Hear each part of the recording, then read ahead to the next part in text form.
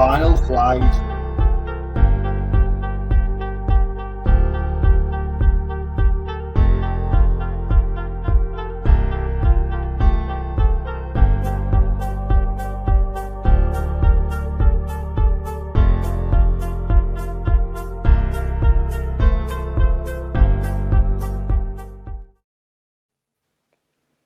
Hello and welcome back to the Final Flight podcast. Yes, we're here again on a Monday night, 6 o'clock, ready to do our Cheltenham Festival anti-post countdown show and a little bit of a look back on the racing that we've just previously watched this weekend and the week that was. So brilliant. Welcome back, lads. I'll come to you, Joe. You've replaced Richie's spot this year on the top. This episode on the top line. How have you enjoyed the weekend's racing? Yeah, mate, it must have been that, the Twitter selection winner. Did I move up through that or something? No, it was brilliant. Obviously, it was a disappointment yesterday when they took the hurdles out at Aintree, but no, very informative. You know, we had Florian Porter out who seemed to love the fences. So, yeah, some good talking points. Yeah, let's say we'll talk through all them and then we'll get on to anti-post selections. But, Rich, I'll come to you again. Obviously, the week one was a success. A lot of views on that, a lot of traction, and everyone's enjoyed it and put out a good episode there. So you look forward to this week two episode.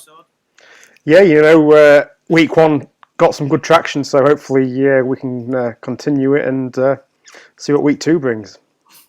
Yeah, definitely. Like I say, we get really excited when it comes to the Cheltenham Festival. I know some people don't quite like it, but we love it. Obviously, week one, I went through exactly what we're going to do on this episode. We like to do a bit of talking about a few key points of news or key results that have come from the weekend, and then we put add a selection each to our teams. A quick recap of last week. I obviously had Irocco for the Brown Advisory, Novices Chase at 25-1, 2 points win on that.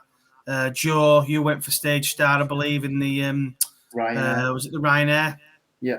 Yeah, 16-1, and then Rich, you had Facile Vega, which obviously Joe wasn't very keen on for the Arkle. At a good price as well. So it's a couple of good selections to kick us off. But obviously, we're going to get to our selections later on in the episode. Firstly, we're going to talk about a few key points from the weekend. Obviously, we'll start with a podcast favourite, Florian Porter. Made his chasing debut in a small field runner race the other day on the Saturday, and he beat Broadway Boy in second when Nico de Boinville, and we've all been caught as well in there. I'll come to you, Joe. Obviously, is that you're a bit of a mega fan with Florian Porter. Has been a brilliant servant over hurdles, dual stayers hurdle winner. So, how did you think he got on? I thought it was brilliant, to be honest, mate. Very positive. I mean, don't get me wrong, he reached it a few and stuff like that, but he seemed to love it, and he was very brave, which I like. He wasn't like popping them. He was brave. He wanted to attack them. Seemed to focus a lot more. Didn't seem to hang. I noticed that, when he was jumping the hurdles at in the stairs, he seemed to hang after the last. He seemed to be a lot more focused, which I liked. And, he set off a good pace. He seemed, it didn't look like he was getting swallowed up, but I know horses come alongside. Jockey didn't even really move, and then just let him go again after the last, and he just powered up the hill. So definitely a positive one for the Florian Porter camp anyway. Yeah, I mean, I totally agree with you. To be honest, I thought he were really brave. I think when you're seeing a horse taking on fences for the first time, I'll come to you, Rich. I mean, it's nice to see them want to attack them and not be scared of. You see them so many times where they're asked for a big one and they take another step, and he didn't seem to do that. Although it was a little bit close to a few of them. I mean, how did you think he got on? I thought he did very well. He was always a bit of a head case over the hurdles, so I'm not surprised. He's taken to fences. I mean, everyone was kind of a bit blown away saying, RSA, but I wouldn't get too ahead of yourself. It was a good first time out. I said on the podcast, you're probably best to try and catch him early, because I don't think he'll be able to do it against the younger opponent, shall we say. But yeah, great first time effort over the fences. He asserted himself and won by over 2.5 lengths. So yeah, you can't be impressed. You can't not be impressed with that for the first attempt over at Cheltenham. Yeah, I thought it was a decent debut. I can't knock him. I thought Broadway Boy, who I sort of fancied for the race to maybe pick it up in case he didn't quite fire. I thought he ran quite well. I thought Nico could have been a little bit more adventurous at the final fence. Not that it would have mattered. He weren't really asked for a big effort was flowing pot. But again, it's like you say there, there's probably a bit of an overreaction in the markets and things like that. I think he was shortened up a little bit for the Brown Advisor, but he's still going to have a lot to prove at that level when it comes to the main races. I mean, winning a 4-winner race is okay and all well and good, but you need to see him do it another couple of times before we think he could go and do something like that against these up-and-coming horses as well. But no, it was just nice to see him enjoying himself, to be fair, and I thought he certainly did that, and hopefully more to come from him. Lovely. So that's fine. We'll talk about Chris Rambler now, the Grand National winner, that made his reappearance over at Kelso. And there's been a little bit of a split debate on it on Twitter. I'll come to you, Rich. A lot of people saying it's so bad, it's like too bad to be true, or I mean, everyone knows it's all these sort of races are going to be preparations for bigger targets down the line. But I know a few people maybe think he could have a go at a Gold Cup, or is it just going to be fully the Grand National? I mean, obviously, it was basically last beaten 23 lengths, didn't really ever get any. What did you make of it? It's one of those, I mean, looked at his form last year. His first race, he finished 5th, and then he finished 4th after that. So he's not really got form of winning first time out as the season starts. So I would probably take the view of don't completely write him off just yet. I'd probably wait until, like you say, early next year. Maybe like if he comes out in February, March time, I'd maybe then try and see what his form's like. But yeah, I certainly wouldn't knock it first time out. Yeah, and I mean, excuse me. I mean, for me, I think it's obviously is not the best first time out. It won't have been fully tuned up. You wouldn't have thought it's all going to be about Gold Cups and Grand Nationals. I mean, I thought it was just one of them where if anyone's backing him at a short price first time out, I mean, he went off 10 to 30, 100 to 30. Joe, I'll come to you, mate. I mean, it's clearly just a prep run. I think people are overreacting, don't you? I mean, his target is obviously going to be the Grand National with a potential Gold Cup on the way. Whether I mean, sometimes they use it as a prep, the Gold Cup almost. But I mean, if it runs well, so be it. But I won't get too overreacting from it, would you? No, definitely not. Not with a handicapper anyway. I mean, he's drifted right out, hasn't he? I think he opened up 6 to 5, and like you say, there went off 100 to 30. Last season, he didn't win in August and November. He seems to come into his own the sort of March and area. So, like I say, I wouldn't put that off. I think there was a lot of talk, which has probably got the talk up after this race about him being a Gold Cup horse. Is he a very good handicapper, or is he a Gold Cup horse? I think he is just a very good handicapper, and I think he's come here for a jog. Like you say, they might go the Gold Cup, but for me, he doesn't have a chance. However, I would not write him off for, your Grand Nationals, a few big pots come the end of the year, your main handicap races. Like I say, to be fair, I think we'll see it a lot the next couple of weeks. Horses coming out with big reputations. I know Willie had one at Cheltenham on Saturday that didn't really perform, and there was a lot of talk about that one. I think you'll see a lot of overreaction in the markets, and I probably wouldn't take notice of them as much. Yeah, I think you're right. I think there's a lot of races, and you'll get any sort of result where something gets beat or something wins looking pretty good. The reaction of, especially anti-post markets, this sort of time is just ridiculous. I mean, you could mention a horse on Twitter and they get cut or they get pushed out or whatever. So I put a line through that. I won't worry about it. If you're backing him for the national and things like that, I think he's got a great chance. So I won't worry too much about that.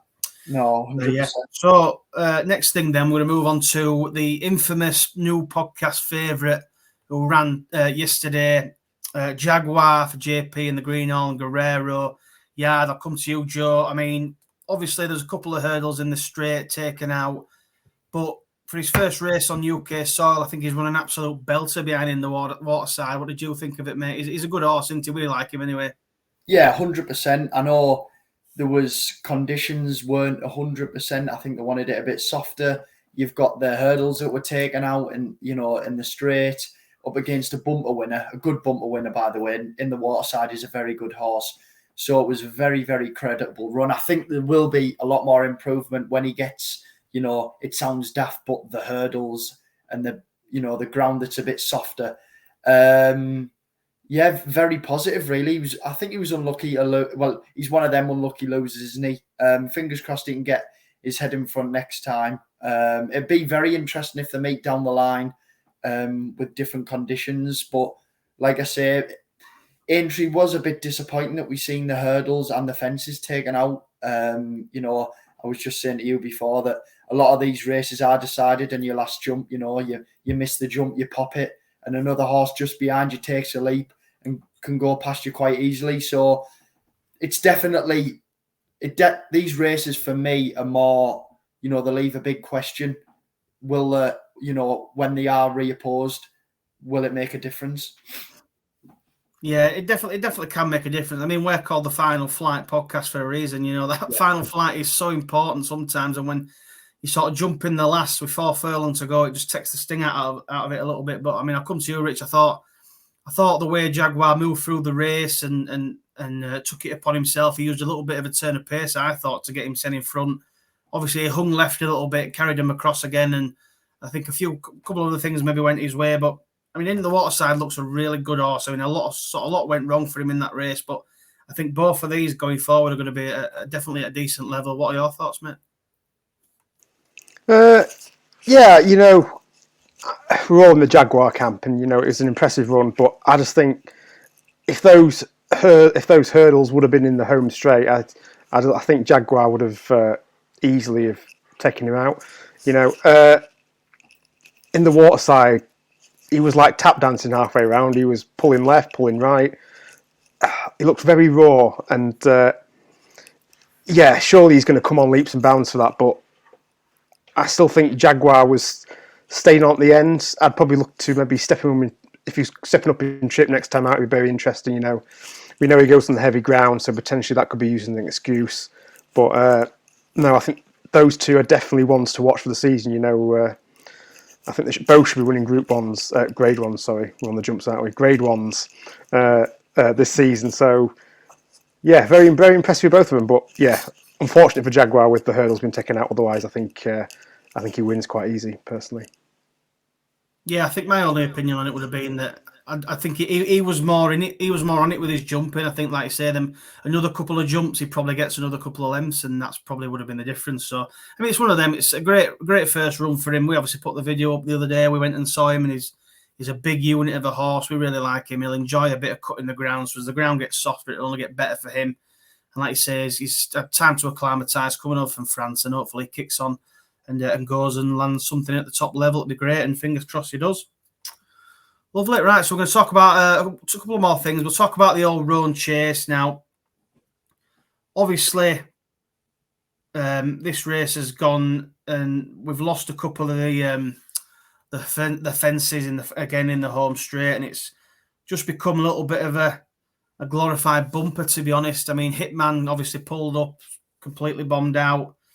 I thought my Drogo was obviously beating 16 lengths. He didn't really perform. Obviously, he's off a massive layoff, so you could maybe give him that potentially. But even Tommy's Oscar, I thought might have had a chance. He kind of didn't perform, and it went to an outsider. Jet Oil won it at a big price. I mean, I'll come to you, Rich. I mean, to be fair, it was a little bit poor watching for me. I thought it was a bit of an anticlimax. What did you think? Yeah, again, the hurdle's been taken out. I don't think helped this race at all, and probably didn't help a lot of the horses. But yeah, for me, it was all about my Drogo for me in this one. I was just pleased to see him get round. I mean, I know he finished. Where did he finish? Let's have a look. I mean, he finished 9th, but just to see him back on the track and get round after nearly 2 years off, I thought it's a good starting point. And if you can stay fit, I'm sure we're going to see a better my Drogo as the season progresses. Your star man, my Hitman, I thought was absolutely shocking. Too bad to be true. I'll let him off. Draw a line through it. And you still think he's going to win the Ryanair? Just get a bigger price now, mate. Just get a bigger price. But yeah, like I say, the hurdles, the fences didn't really help. Been taken out of this race, so yeah, it's just one of those. I think. They jumped the final fence, which would usually have been 4 out, so there were 3 taken out in total in the final few furlongs. Like I say, it takes a lot out of it. Yeah, exactly. I mean, what can you do? Do you, do you, do you not run it? Do you move it? It's just one of those things that happens. It's just unfortunate, but we move on to next time. Yeah, and I'll come to you, Joe, for your opinion on it. I mean, it's just a bit of a damp squib. I think the whole meeting had a few, when you got low sun like that, and they seem to have it every year, so it's a bit like, what can they put things in place to try and stop it and stuff? But what do you think? It's a race I probably won't even look at again, to be honest. No, I mean, it is quite annoying. I mean, turning for home, I quite like Tommy Oscar's chances. He's a solid jumper. He was travelling all over them. And then you're like, a horse who's, jumped and looking for the fences sort of thing, not to concentrate, but they know, you know what I mean? That fence. There's nothing to aim for. And it just seemed a bit strange. And I know Hitman last year finished ahead second to, was it Midnight on the Storm or something last year? Giving Riders of the Storm, yeah. Rides of the Storm last year, giving a lot of weight away and, being pulled up. They have apparently they've found nothing. You've got My Drogo, who, don't get me wrong, he's a very talented horse and I'm sure he'll come good, that definitely, but he seemed to drift out. That was more of a jog around, a bit like Korak Rambler, bit of a fitness run. So it's probably not one that you take the form literally on and, you'd sort of scribble it out. And I wouldn't be surprised to see Hitman run a brilliant race next time out. My Drogo to be winning, graded races. Tommy's Oscar to be winning very good handicaps. So for me, like I say, I think it's not one to take literally. I'd probably say for the whole meeting, to be fair. Yeah, I think the whole meeting is probably one that could put a pin in it. But yeah, it's just one of those things, unfortunately, for Aintree. But yeah, anyway, we move on. Right, so the final talking point we're going to talk about is one. There's obviously a decent race coming up very shortly, the Betfair Chase. And this kind of ties in a little bit with the Charlie Hall as well. But I just wanted to have a chat about maybe who we think is going to go here. I mean, obviously, Protectorat.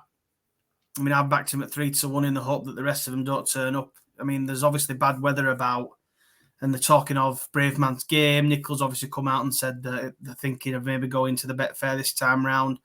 Nicky Henderson's obviously mentioned same for Shishkin. I mean, I'll come to you, Joe, first on this one.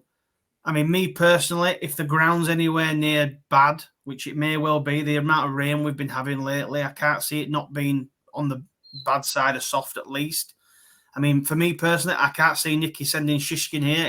He wants a bit of better ground. Not saying he wants good or anything, but he won't want it bottomless because it can easily bottom Shishkin out. We know his track record and things like that. And same with Brave Man's Game. I just think if it comes up anywhere near heavy, I can't see him going. What do you think? Yeah, I mean, it is a strange one because you look and you sort of say, if they don't run there, where do they run before the King George? And then you look and you say, well, if we do run them, is it going to be a bad thing?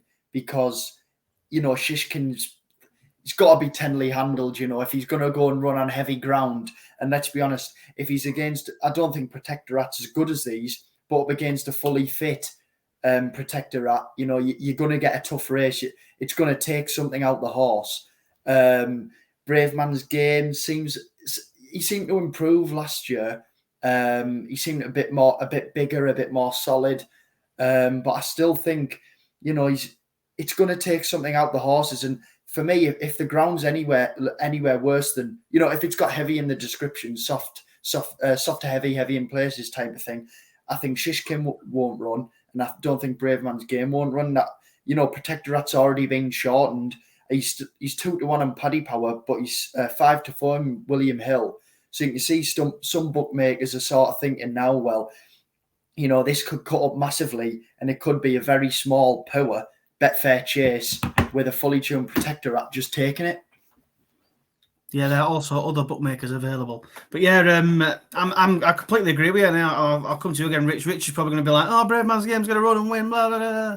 But surely, if you're Nichols, you're thinking, surely you're going Charlie Hall here with the fact that, I mean, how bad the rain's been, and Manchester's not. Well, Haydock's not too far. He's talking an hour or so. If it stays this way, when they're due more rain up to it, surely it's not going to be good. You're not going to have decent ground. You're going to have heavy, taxing ground. Would you run Shishkin and Brave Man's Game in that, or would you just stick to a Charlie Hall where you know that Weatherby's not going to be anywhere near as bad as what a Haydock might be? I've got a funny feeling that they both turn up. I can just think Nichols is dead set on the Betfair chase. I mean, why would he mention it otherwise? Otherwise, you simply just keep Brave Man's Game preparation the same, wouldn't you? I mean, if I'll say one thing then, just if he's dead set, why hasn't he said he's definitely going no matter what? well, it's one of those. Isn't it? If it does potentially become a mudfest, then he doesn't run. But I'm just looking. Aintree today was good to soft, and Haydock's not a million miles away. So it depends on, like you say, how much rain's going to come. Two very different tracks, though. I mean, Haydock's doesn't drain as well as what an Aintree would do. I wouldn't have thought. It just depends how much rain they're going to get. I mean, I'd like to see him in the Charlie Hall because potentially I might go down and watch him. But I just think Nichols is dead set on it, and I know you don't want. He doesn't want a slog, but he's a year older. He has ran on soft ground. I don't think it's too much of an issue as long as it's not like a complete, like I say, mud bath. And again with Shishkin, I think he needs a bit of soft. He's knocking on a bit now. But again, I think Nicky is potentially still going to run him. Out of the two, I think Shishkin doesn't go and Brave Man Game does. But like you say, it's still all guesswork at the minute. Like you say, it's all going to be on weather watch. How much rain are they going to get? It's anybody's guess. I guess we'll find out. So as you can see here, the Haydock weather report. Monday, we're okay. Tuesday, rain. Wednesday, rain. Thursday, rain. Friday, Saturday, rain. Sunny spells. So they're going to get rain quite a bit. Yeah, but it just depends on how much rain. Yeah, because they like to water it at Haydock as well. Sorry to interrupt there, but I know Aintree today.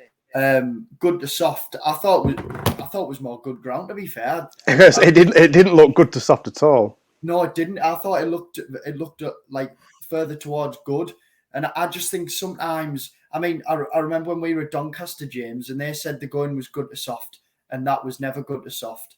It was more soft and Roussillon, So come out next time out in France. I think sometimes the descriptions are different to what the ground is. It will be interesting to see what they say, because obviously you'll definitely get, people asking in interviews after Nichols and stuff win races. I agree with Rich when he said about Shishkin is less likely to run than Brave Man's Game. I think there's a lot bigger question mark over Shishkin. To be fair, I would say I've sort of warmed to Brave Man's Game. Last year, I thought no chance in the Gold Cup, no chance. He's everyone said it, flat track horse. And I'm not just saying it, he did surprise me.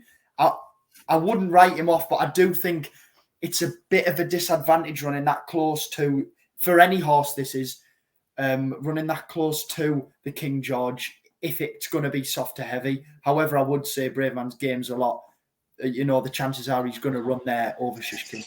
Well, we haven't got too long to wait because Charlie Hall's next week, isn't it? Oh, this coming Saturday. So yeah, we'll soon have a decision, and we'll soon find out.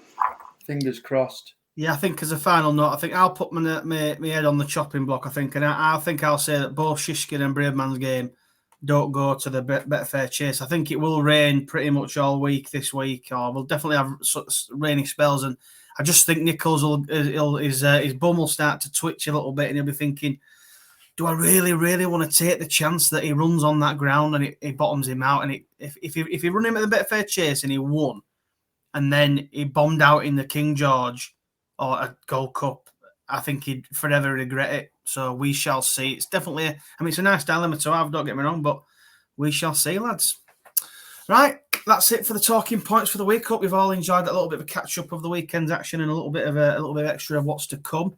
Obviously, now we're going to add our week 2 selections into our Cheltenham Festival teams. We'll go around in a different order this time. So I'm going to start with you, Joe. We'll come to you, mate, and we'll talk about your selection. I think you're going to be getting one that we really like in the team. So we'll start off with you and take it away, mate, and I'll pop your selection up in the screen in 1 second. Well, we've already heard this one, but I'm going to have to take him in case he runs this week, and it is a Rocco for the Brown Advisory Novices Chase. Obviously won the Martin Pipe last year, and he was well impressive. Coming coming round the bend, I thought this, Rocco's got no chance here. I think he went off close to favourite. He was about 6-1. No Ordinary Joe looked like he was, he was going to win the race. Obviously, me being called Joe and I didn't back him, I was thinking, oh no. And then Rocco just pinged the last hurdle and just bombed up the hill. So we know he loves the Cheltenham Hill, which is a big plus. Obviously, we went to the yard. If you haven't watched the video, I would watch the video because they mentioned, a few winners already making headway. White Rhino was in there. So I'd definitely go and watch that one. But we spoke to the guy who rides him out every day, Ryan, and he said, he's schooling and he's been schooling fantastic.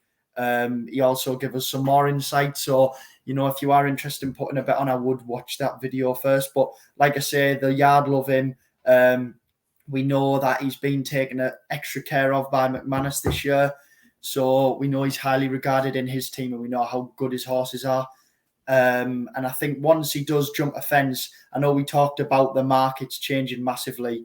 I think if this lad shows what he's been showing at home in terms of jumping and the improvement, and he actually has improved, then I think he will be cut a lot shorter. So that's why I'm getting him in my team early. Now, fair play, mate. I mean, obviously, I've got him in my team as the first selection. I think he's got a real good chance.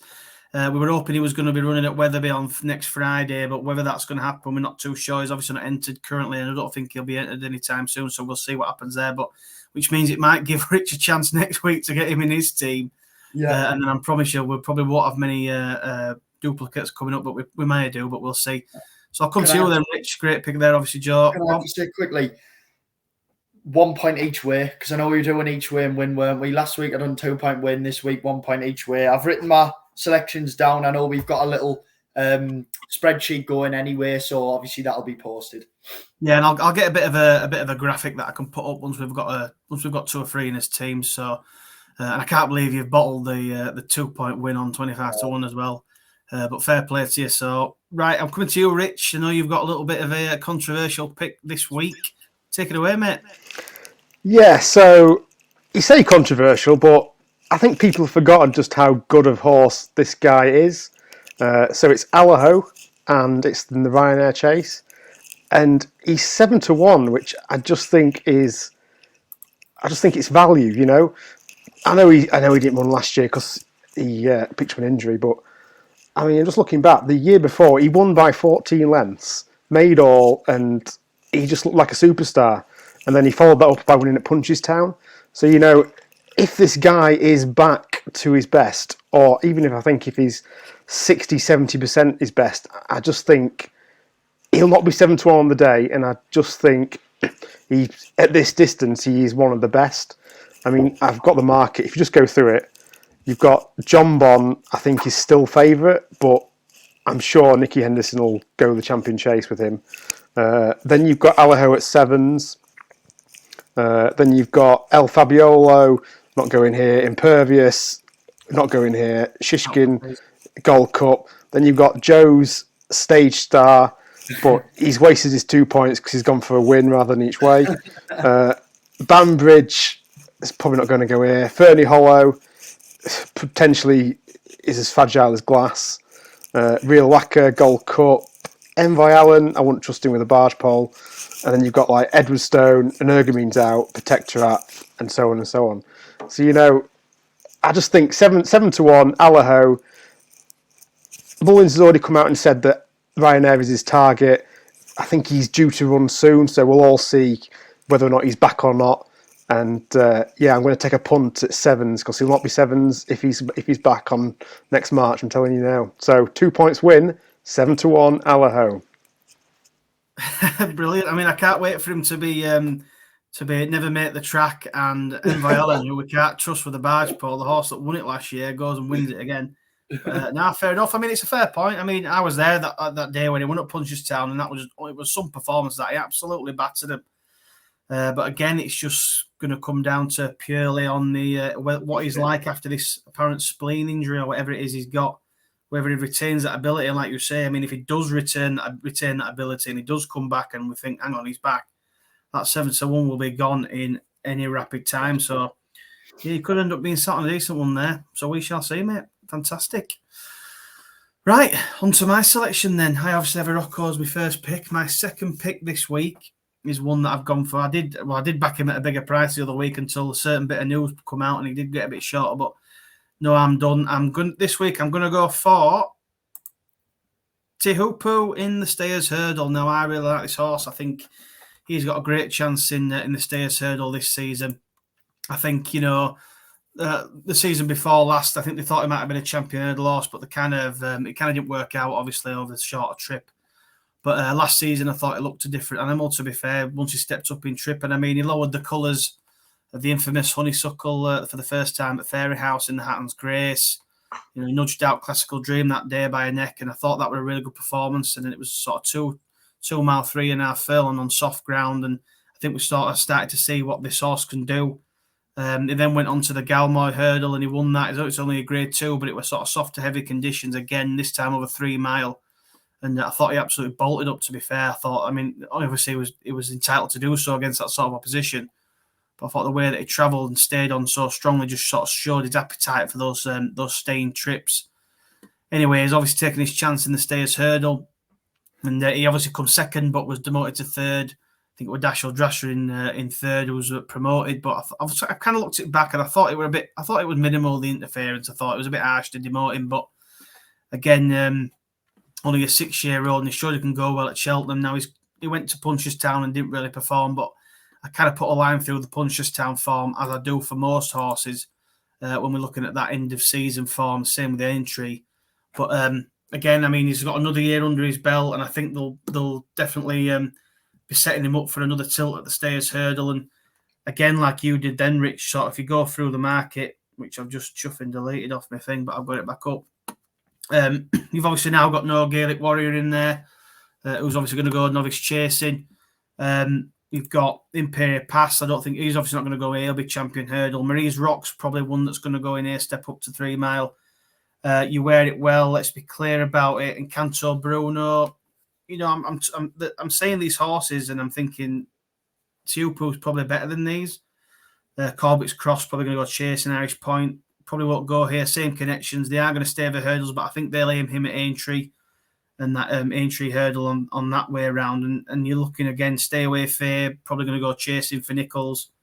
The Nice Guy, I don't think we're going to see him back, unfortunately. And then you're going into bigger prices, and I just think he's the form pick. He's the up and comer. He's the next stayer on the block. And since Gaelic Warrior's now gone chasing, I just think he's the one to be on. And I think at 6-1, it's a fair price. I'm going to go 2 points win on him, so we can add that to the spreadsheet. But I just think it's a decent chance for him to take over. And obviously, Florian Porter's gone chasing as well, so it's kind of really diluted that field. And unless we get something coming out of nowhere, I just think 6-1's not a bad price to take. So I'm going to take 6-1 on Tehupu. Brilliant. Good stuff, mate. Right, boys. That's it for another episode. That's week 2 done. Like I say, this will be on, once you're watching this, it's every Monday night, 6 o'clock. We're posting this video up, talking points and our selection. So I hope you're enjoying the show. And we'll be back on Thursday as well, 7 o'clock for the weekend preview next week, every week. So make sure you do like and subscribe if you're enjoying it. Again, a lot of people commented. Put your thoughts and opinions on your Cheltenham Anti-Post selections. We like to look at them. We like to hear about them. Let us know what you think. And like I say, like and subscribe. We're knocking on the door of 250 subscribers now, which is pretty crazy. It's obviously fantastic. So thanks again for the support. And again, we obviously the Green Island Guerrero, I mentioned that, the stable visit. If you go and watch that as well, that's a really good video. Loads of insight into Rocco and things like that. So make sure you watch that. And any final words, lads, before we go? No, like I say, support's been brilliant. I mean, it feels like 2 minutes ago we were celebrating 100, then 150 and 200, and then obviously hitting our biggest views was the first Cheltenham Anti-Post video that we put out, and that obviously we looked and the slowly progression. Like I say, we love it. Everyone, comment, like, share your thoughts, give us a message on Twitter. Our Twitters are below. Like I say, this is what we set it up for: interaction. Getting our point across and hearing other people's opinions. So, yeah, keep it going, and thanks for listening. Fantastic. And you, Rich, mate, it's great to see the gradual growth and the support from everyone as well. We'll always enjoy putting our opinions out, and so do you, don't you, mate? Yeah, the support's been fantastic. So just to say thank you to everybody. We've We have launched our TikTok and Instagram socials as well. So anybody on there, just search the Final Flight Pod and give us a follow on and a like on that. And just keep up to date with all the socials, and you'll not miss any of the content that we're going to bring this season. That's it, boys. And like I say, we'll keep working hard to bring some decent opinions, decent information and content and race day stuff and loads of other stuff that we're getting through. So fingers crossed it'll keep going and we'll keep continuing the good stuff. So yeah, thank you everyone, and we'll see you again next time. Goodbye. See you later.